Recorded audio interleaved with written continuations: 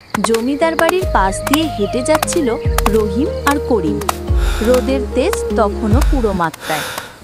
দুপুর গড়িয়ে বিকেল হতে চলেছে, কিন্তু কাজটা এখনো শেষ হয়নি তাদের। জমিদারের নতুন বাগানটা পরিষ্কার করতে গিয়ে তাদের শরীরের ঘাম রক্তে মিশে গেছে।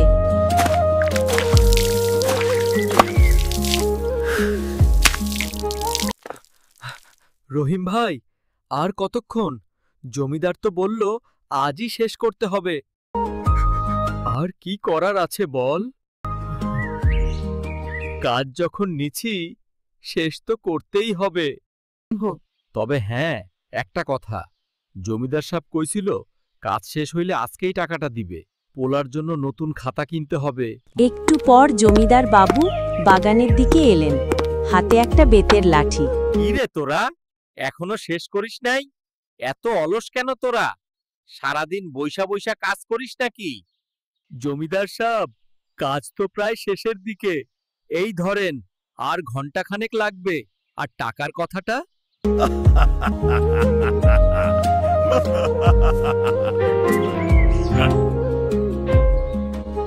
আরে বাবা, টাকার জন্য এত ব্যস্ত কেন তোরা?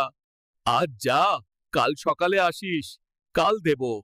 জমিদার সাহেব, কাল না, আজকেই দিলে ভালো হইতো। বাড়িতে চাল নাই, ছোট বোনটা কাল থেকে কিছু খায়নি ঠিক মতো। কি বললি? আমার কথার উপর কথা? তোর এত বড় সাহস! যা যা, তোরা কাল সকালে আসিস। পরের দিন রহিম আর করিম আবার জমিদার বাড়ি গেল। সকাল থেকে সন্ধ্যা পর্যন্ত মেহমানদের সেবা করল।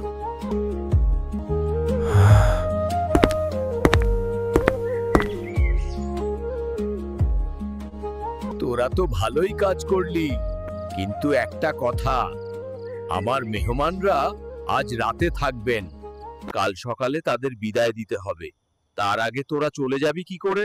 যা, আজকেও থাক, কাল সকালে একবারে সব টাকা পাবি। এদিকে মেহমানরা উল্লাস করছিল, আর ওদিকে রহিম ও করিমের মুখে হতাশা। জমিদার সাহেব, আজকে না কালকা, কালকা না পরশু, এভাবে তো মেলা দিন পার হয়ে গেল। আমরা গরিব মানুষ, দিন আনি দিন খাই। আপনি এভাবে ঘুরালে আমাদের সংসার চলবে কিভাবে? জমিদার সাহেব, আমাদেরও স্বপ্ন আছে, এই যেমন পোলার লেখাপড়া। সে যদি শিক্ষিত হয়, তাহলে হয়তো এই গোলামি থেকে বাঁচবে।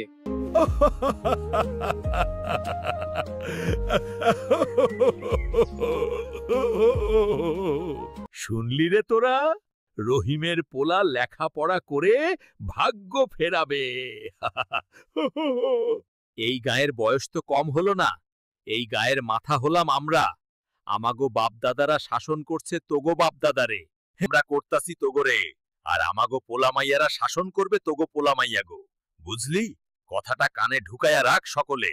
রহিম আর করিম একে অপরের মুখের দিকে তাকালো।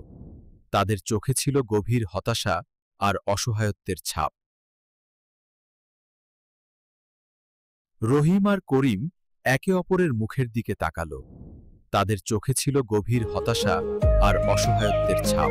জীবনচক্র যেন তাদের জন্য একই বৃত্তে বারবার ঘুরপাক খাচ্ছিল। যেখানে গরিবেরা সারা জীবন গরিবই থেকে যায়, আর বড়লোকেরা তাদের উপর কর্তৃত্ব করে চলে। ভিডিওটি যদি আপনাদের ভালো লেগে থাকে, তাহলে অবশ্যই চ্যানেলটি সাবস্ক্রাইব করে দেবেন। আমাদের পরবর্তী ভিডিও দেখার আমন্ত্রণ রইল। ধন্যবাদ।